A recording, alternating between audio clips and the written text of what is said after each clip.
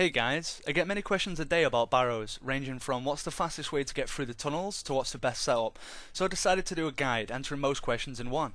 This guide will be categorised in 4 sections, offering fast skips to the parts you require help on.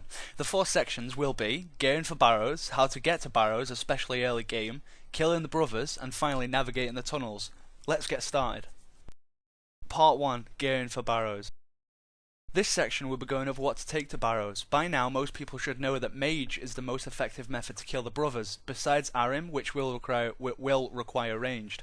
Krill can be melee'd for faster kills, however it's also effective to kill Krill with magic. Let's go over the inventory setup. First of all, do not forget your spade. Always remember the spade. Unlike EOC, which doesn't require a spade, old school Barrows does require one to enter the crypts. In almost all cases, Mage will be used, so remember your runes. The magic attack suggested for 59 magic is Fire Blast. However, Firebolt at 35 magic can also be used.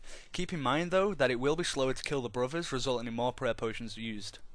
The magic gear used is relevant to your defense level. If 1 defense, Wizard Robes is suggested.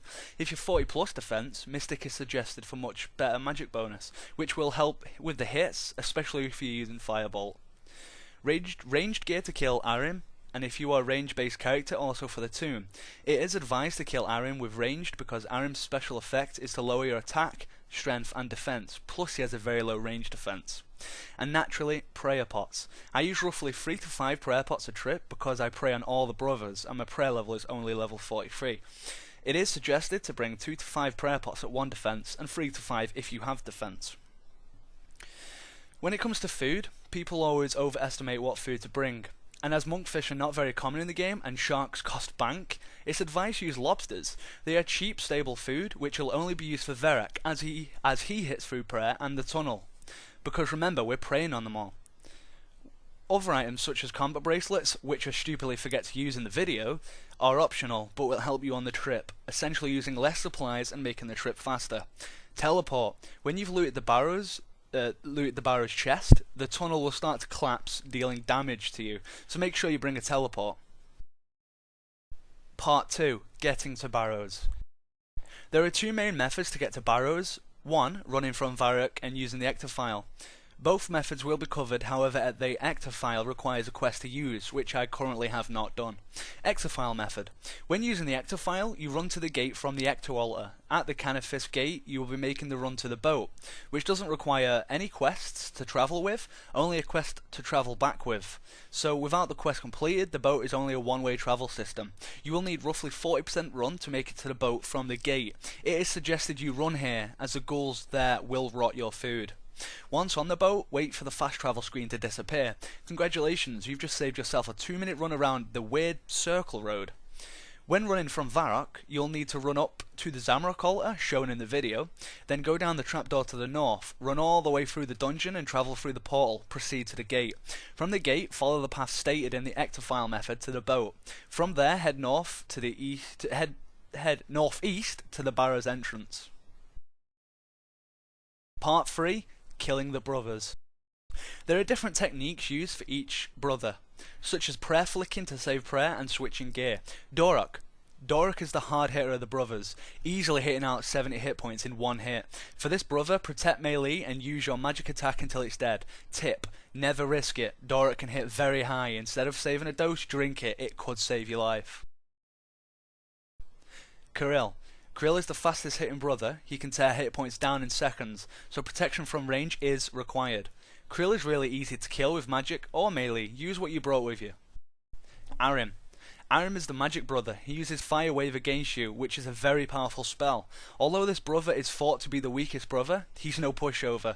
I'd advise you to protect from magic and range him to death. Verak is a slow-hitting brother that has the ability to hit through protect from melee. Do not let this deter you from protecting melee though, as his hits are halved. Maxing only 12s instead of 24s. Mage Verak to death.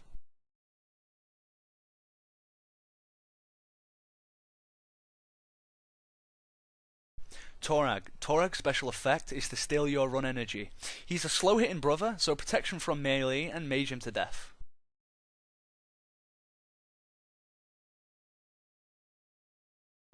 Guthan's. Guthan's special effect is to steal your life, essentially healing himself. Protect him from melee stops his effect. Mage this brother to death.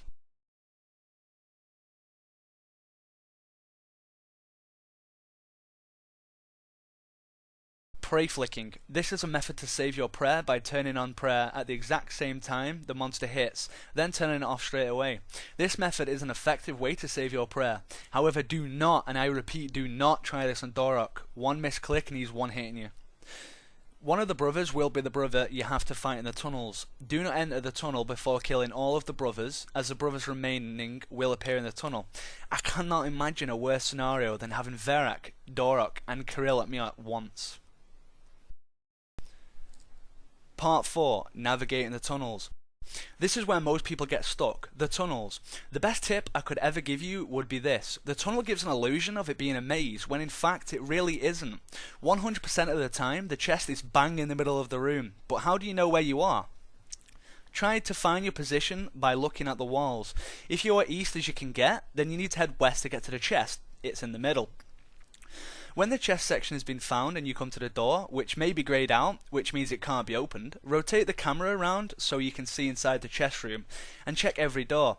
You can always see the other 3 doors from the unopenable door to the chest room. Once you have identified the door that can be opened, you know where you're going. Follow the tunnel around until you reach that door. Open it. Don't panic. You've just been greeted by a puzzle to the chest door, but you can't seem to be able to do it before the aggro monster hits you again, right? Well, lucky for us, the puzzle answers are always the same. There are 4 different possible puzzles, but because the answers are always the same, we don't even need to look at the puzzles, only the answers, because they are always the same. Here's the answers to all 4 puzzles. Now you know the puzzle answers. The second the monster hits you, click the door. This will grant you roughly 2 to 3 seconds to click the answer. This is more than enough time, really. Once you're inside the chest room, you will need to get your kill count up. Kill count directly affects the amount of runes given from the chest. It's advised to get 9 to 14 kill count before looting the chest. But if you have not killed the last brother in the tunnel already, when you open the chest, the brother will jump out and try and kill you, so be ready to fight. Once the brother is dead, you are free to loot the chest. Congratulations, you've just completed Barrows. It is advised to teleport out now, as the tunnels will start to collapse and deal damage to you. Rebank, rinse and repeat until you get rich. Anyways, thanks for watching. Hope this video did help. If it did, make sure to subscribe for more content. See you later, guys.